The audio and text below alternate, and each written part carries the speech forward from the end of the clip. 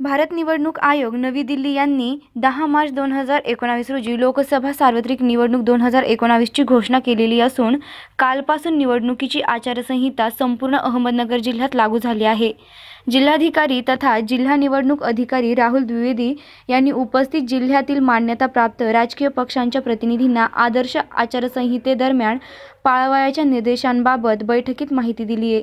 या बैठकीस राष्ट्रवादी काँग्रेस पक्ष, बहुजन समाज पक्ष, कम्युनिस्ट पक्ष, मार्क्सवादी या पक्षांचे प्रतिनिधी उपस्थित होते। The Maharashtra prevention of defacement of property act 1995 व भारत निवडणूक आयोग नवी दिल्ली यांनी वेळोवेळी निर्गमित केलेले आदेश व निर्देश यानुसार विनापरवाना खाजगी अथवा सार्वजनिक मालमत्तेवर पोस्टर्स लावणे, घोषणा लिहिणे, निवडणूक चिन्ह लिहिणे, कापडी बॅनर अथवा फलक लावणे, झेंडे लावणे व इतर कारणाने सदर मालमत्ता विद्रुपित करण्यावर बंदी घातलेली असून अशा प्रकारे ज्या राजकीय पक्ष किंवा उमेदवाराने खाजगी अथवा सार्वजनिक मालमत्ता विद्रुपित केली असेल त्यांनी अशी पोस्टर्स, घोषणा, झेंडे, कापडी फलक व चिन्ह इत्यादी काढून टाकण्याची तातडीने व्यवस्था करण्याबाबत निर्देश जिल्हाधिकारी तथा जिल्हा निवडणूक अधिकारी द्विवेदी यांनी दिले। कारवाई जी आहे तुमच्यापैकी काही लोकांनी पाहिला सुद्धा असेल ती कारवाई जी सुरू झाली आहे।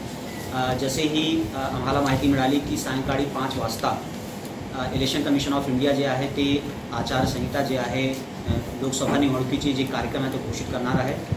आम्ही जे आहे तत्काळ जेवढे जिल्हा परिषद आहे, नगरपालिका आहे आणि महानगरपालिका आहे यांचे जे संबंधित अधिकारी आहे त्यांना निर्देश देऊन आम्ही सांगितलं आहे की तुम्ही हे जे काही पॉलिटिकल बॅनर्स आहे त्याला हटविण्याची कारवाई तुम्ही तात्काळ सुरू करा आणि तशी कारवाई जे सुरूसुद्धा झाली आहे। जेवढे जे राजनैतिक दल आहे आणि कॅन्डिडेट्स आहे त्यांनी जे आहे एक विशिष्ट वागणूक जी आहे एक कॅम्पेनचे दरम्यानचे दाखवायची आहे आणि त्याचबरोबर असा कुठल्याही प्रकारचे कृत्य करू नये जेणेकरून बाकीची जे पॉलिटिकल पार्टीज आहे त्यांना नुकसान होईल आणि त्यांना जे आहे त्याला अनड्यू ॲडव्हान्टेज मिळेल।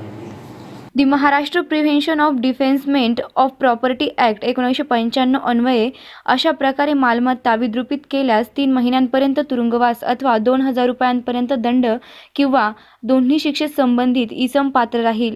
याची देखील माहिती उपस्थित मान्यताप्राप्त राजकीय पक्षांच्या प्रतिनिधींना यावेळी देण्यात आली आहे। आदर्श आचारसंहितेच्या अंमलबजावणीबाबतच्या मार्गदर्शक पुस्तिकेचे राजकीय पक्षांच्या प्रतिनिधींना वाटप करण्यात आले। SP 24 ताससाठी आबिद शेख, अहमदनगर।